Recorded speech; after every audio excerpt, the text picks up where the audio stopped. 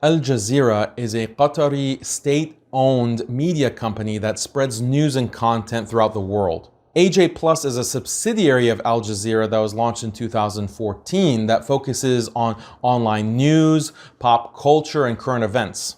They have millions of followers across the globe, including many young Muslims. I remember when I first came across AJ Plus on social media, they were putting out videos covering the 2014 bombing of Gaza by Israel. I remember thinking to myself, Alhamdulillah, now we have media coverage that is not biased by Zionist propaganda. But my happiness was very short-lived, unfortunately, because immediately after launching, AJ Plus started putting out content that was not only un-Islamic, in many cases, it was actually anti-Islam. Just consider the sheer amount of AJ Plus videos dedicated to glorifying drugs and even alcohol. Or how about the dozens of AJ Plus videos dedicated to abortion and terminating pregnancies as a sacred right? But drugs, alcohol, and abortion are only the tip of the iceberg with AJ Plus. When you go to AJ Plus's social media channels, you are bombarded by so much content dedicated to homosexuality and transgender issues. They have been promoting LGBT since 2015,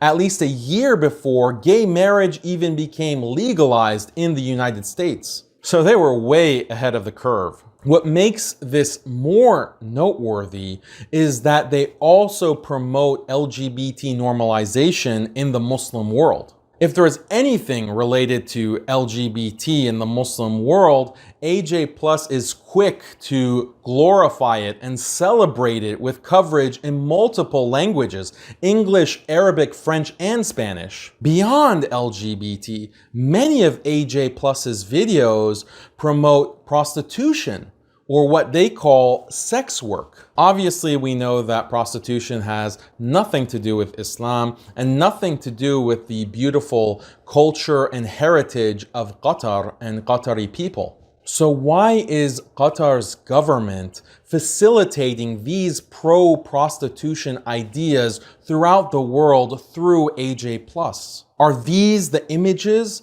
that they want people to associate with Qatar?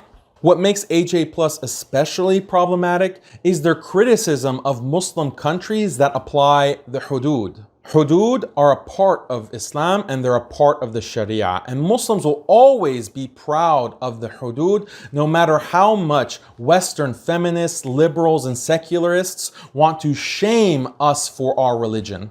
Is Qatar's government not aware that they are funding a media outlet that is adding fuel to the fire of anti-Islam, anti-Muslim hatred? The most subversive aspect of AJ Plus's content is what we can call Muslim women breaking stereotypes. Values of haya and true hijab are stereotypical according to AJ Plus. So they want to present Muslim women who break the stereotypes by blatantly violating haya and blatantly violating true hijab. How many young Muslim girls are watching these videos and are wanting to follow in the footsteps of these Muslim women? Again, it must be asked, does Qatar's government condone this type of programming? Does Qatar's government want women in Qatar to emulate this kind of behavior? When we look at the social media channels of the people running AJ Plus, it becomes very clear that they have an ideological axe to grind. These are pro-LGBT, pro-secular, pro-liberal, pro-feminist activists who want to change the Muslim world and change Muslim consciousness to make it aligned with these kinds of Western secularist identity politics. What's so ironic is that young Muslims in the West are actually influenced by this kind of content from AJ Plus. We usually think that it's Western media that threatens the iman of our youth, but in this case, it's Qatari-funded media that's doing that job. Just imagine, rather than Western governments funding media that's indoctrinating Muslims around the world, you have Muslim governments that are creating media that's indoctrinating Muslims in the West. Now I can see AJ Plus trying to defend itself by saying that it's just covering the news. And the news often involves LGBT, drugs, abortion, prostitution, and so forth. But this excuse doesn't fly for two reasons. First, AJ Plus is not merely covering these things, it's actively celebrating them. And secondly, AJ Plus is often ahead of the curve in celebrating things that are on the fringe of Western culture. They were promoting gay marriage way before it was legalized, even in the United States.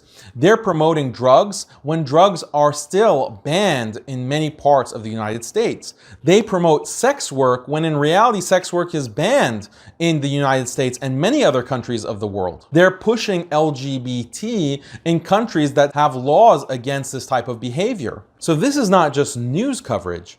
This is promotion, this is propaganda, this is cultural engineering. My ultimate message here is that I know that the people of Qatar do not support any of these things. But why is the Qatari government spending millions of dollars supporting this kind of stuff? Don't get me wrong, I'm not saying that Al Jazeera should exclusively focus on Islamic lectures or da'wah. I understand that they are focused on news, but at the very least, can they not promote things that go against Islam and that violate basic Islamic ethics?